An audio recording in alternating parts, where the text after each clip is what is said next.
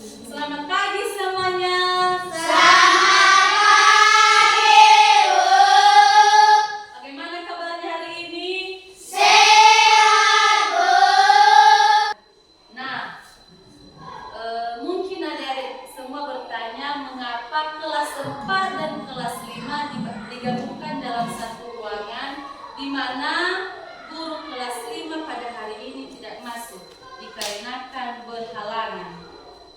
Makanya hari ini Ibu yang akan memberikan materi untuk kelas 5.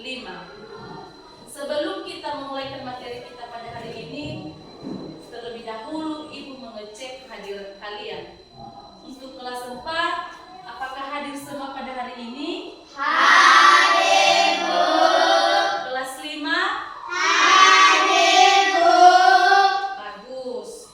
Nah, sebelum kita memulai materi, terlebih dahulu kita berdoa. Berdoa dimulai. Amin. Untuk kelas 4, minggu yang lalu kita sudah mempelajari tentang kata tanya. Nah, Ibu mau bertanya, siapa yang masih ingat materi minggu yang lalu? Saya, Bu. Kata tanya adalah kata yang digunakan dalam kalimat untuk mengajukan pertanyaan atau meminta informasi. Betul sekali, kata tanya adalah kata yang digunakan dalam kalimat untuk mengajukan pertanyaan atau meminta informasi. Nah, pada hari ini kita akan belajar mengenai materi jenis-jenis kata tanya. Jenis-jenis kata tanya, di sini Ibu sudah menyediakan jenis-jenis kata tanya sebanyak 6. Ada jenis kata tanya apa, siapa, bagaimana, di mana, kapan, dan mengapa. Nah, adapun tujuan yang harus kita pelajari atau yang kita capai dalam materi kita pada hari ini, di antaranya setelah mengamati contoh-contoh kalimat tanya, siswa dapat menyebutkan jenis-jenis kata tanya dengan benar. Yang kedua, setelah berdiskusi, siswa dapat menjelaskan fungsi-fungsi dari kata tanya. Dan yang terakhir, setelah memahami jenis-jenis kata tanya, siswa dapat menyimpulkan dan membuat kalimat kata tanya. Nah, di sini sudah Ibu membuat beberapa contoh jenis-jenis kalimat tanya. Seperti jenis kata tanya apa? Di sini kita bisa membuat kalimat. Apa yang kamu bawa hari ini, Friska? Yang kedua, siapa? Siapa yang ikut Friska ke sekolah kemarin? Dan yang ketiga, jenis kata tanya di mana? Di mana rumah Tiaman? Keempat, jenis kata tanya kapan? Kapan Topel pergi ke rumah pamannya? Mengapa? Mengapa Seni tidak mau berangkat ke sekolah? Dan yang terakhir itu jenis kata tanya bagaimana? Bagaimana cara mengerjakan tugas ini? Nah, Ibu akan membagi kalian dalam bentuk kelompok. Dan di sini Ibu sudah menyediakan media gambar. Dan kalian akan mendiskusikan dan mencari fungsi-fungsi dari jenis kata tanya yang ada di media gambar ini. Ini untuk kelompok 1, untuk kelompok 2. Nah, sekarang Ibu akan memberikan materi di kelas 5. Nah, untuk kelas 5, materi kita pada hari ini yaitu mengenai ciri-ciri makhluk hidup. Di mana ciri-ciri makhluk hidup ini yaitu memiliki beberapa ciri khas yang membedakan dengan benda mati. Adapun tujuan pembelajaran yang harus kita capai pada materi ini, yaitu setelah mengamati lingkungan sekitar, siswa dapat mengidentifikasikan lingkungan sekitar. Dan yang kedua, setelah berdiskusi, siswa dapat menyajikan hasil pengamatan tentang ciri-ciri makhluk hidup. Ibu akan menjelaskan apa saja itu ciri-ciri makhluk hidup. Yang pertama, bernapas, di mana semua makhluk hidup membutuhkan oksigen untuk mengubah makanan menjadi energi. Proses ini disebut respirasi. Yang kedua, bergerak. Makhluk hidup dapat melakukan gerakan baik yang terlihat jelas seperti berjalan, berlari, atau terbang, maupun gerakan yang lebih halus seperti tumbuhan. Yang ketiga, membutuhkan makanan, di mana makanan berfungsi sebagai sumber energi dan bahan penyusun tubuh. Yang keempat, tumbuh dan berkembang, di mana makhluk hidup mengalami pertumbuhan, yaitu pertumbuhan ukuran dan jumlah sel, serta perkembangan, yaitu perubahan bentuk dan fungsi tubuh. Yang kelima, berkembang biak. Makhluk hidup dapat menghasilkan keturunan untuk melestarikan jenisnya.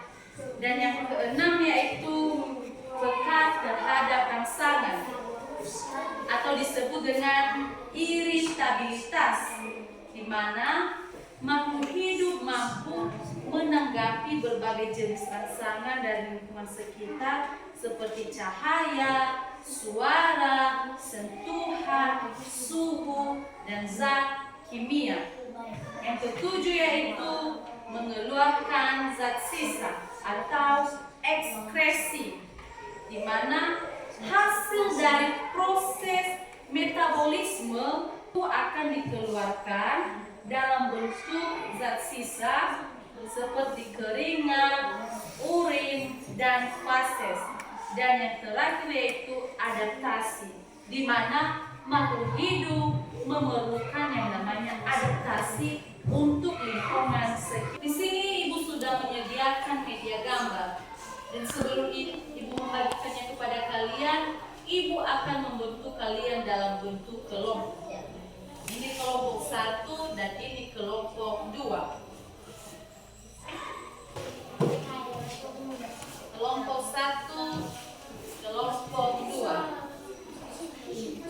Nah, Ibu akan meminta kalian mendiskusikan berbagai ciri-ciri biologi dari ciri-ciri makhluk hidup serta fungsinya.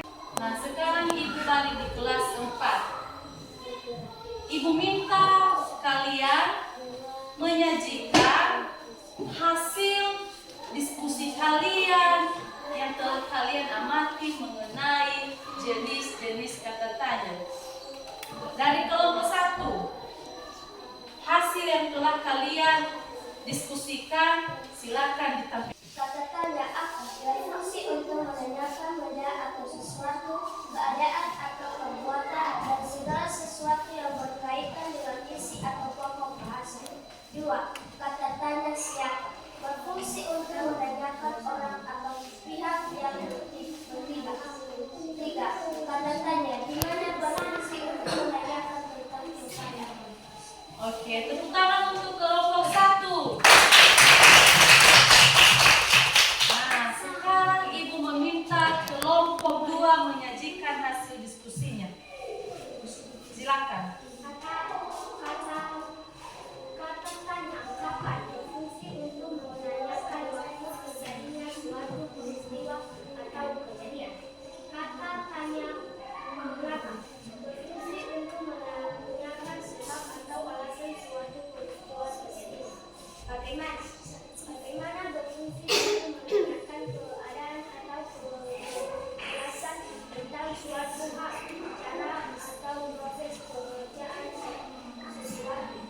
Oke, terima kasih. Nah, kita sudah tahu setiap fungsi dari jenis-jenis kata tanya ini.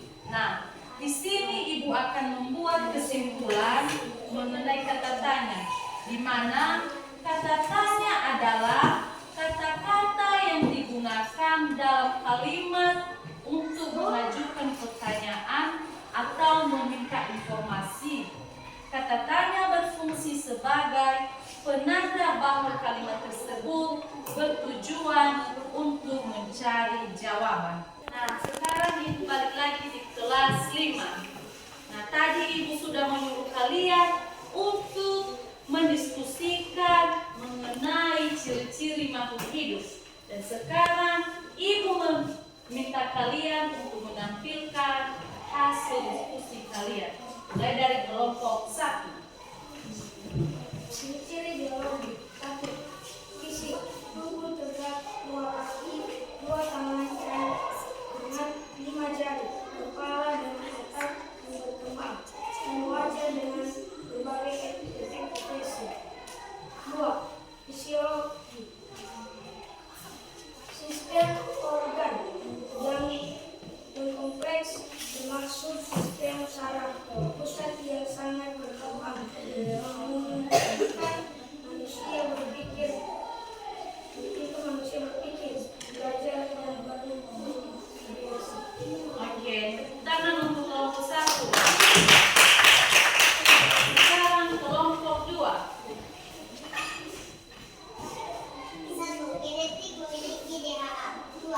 Perkembangan mengalami masa pertumbuhan dan berkembang yang panjang termasuk masa bayi, anak-anak, remaja, dewasa, dan lanjut usia. Ibu akan menyimpulkan mengenai ciri-ciri makhluk hidup, di mana dari beberapa ciri di atas dapat disimpulkan bahwa makhluk hidup adalah suatu sistem yang kompleks dan dinamis. Mereka berinteraksi dengan lingkungannya, tumbuh berkembang, dan berusaha mempertahankan kelangsungan hidupnya. Nah, untuk kelas 4, silakan buka buku paketnya nomor 90. Di situ ada tugas di rumah, silakan dikerjakan. Minggu depan Ibu akan memeriksa. Dan untuk kelas 5, silakan buka halaman 100. Di situ ada tugas di rumah, silakan dikerjakan di rumah.